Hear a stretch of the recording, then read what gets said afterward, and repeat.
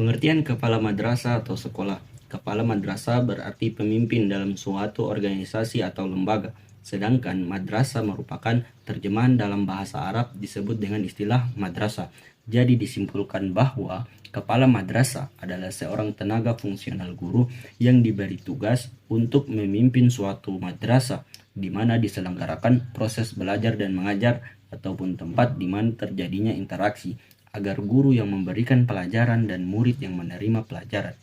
Kepala madrasah sebagai pemimpin dalam pendidikan merupakan jabatan tertinggi dari suatu organisasi madrasah. Kepala madrasah adalah satu komponen pendidikan yang paling berperan dalam meningkatkan kualitas pendidikan.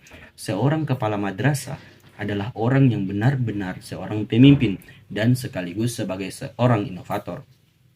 Oleh sebab itu, kualitas kepemimpinan kepala madrasah sangat signifikan sebagai kunci kemajuan sekolah atau madrasah.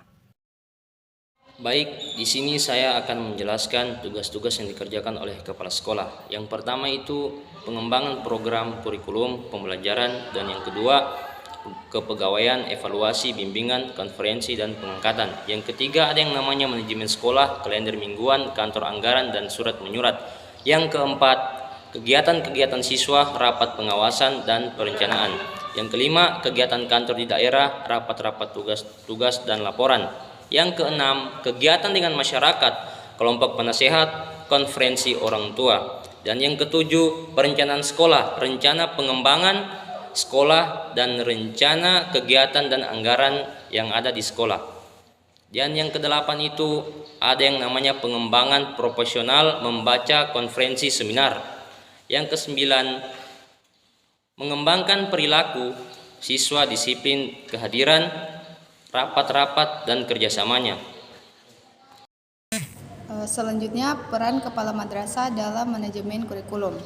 Yang pertama itu, kepala madrasah dapat membimbing para guru untuk dapat meneliti dan memilih bahan-bahan mana yang baik dan sesuai dengan perkembangan anak dan tuntutan kehidupan masyarakat. Kedua, membimbing dan mengawasi agar mereka pandai memilih metode mengajar yang baik dan melaksanakan metode itu sesuai dengan bahan pelajaran dan kemampuan anak. Dan yang ketiga, menyelenggarakan rapat-rapat dewan guru secara insidental maupun periodik yang khusus untuk membicarakan kurikulum, metode mengajar, dan sebagainya. Keempat, mengadakan kunjungan kelas yang teratur. 5, mengadakan saling kunjungan kelas antar guru. Keenam, setiap tahun ajaran baru guru diwajibkan menyusun suatu silabus mata pelajaran yang akan diajarkan dengan berpedoman pada rencana pelajaran atau kurikulum yang berlaku di sekolah.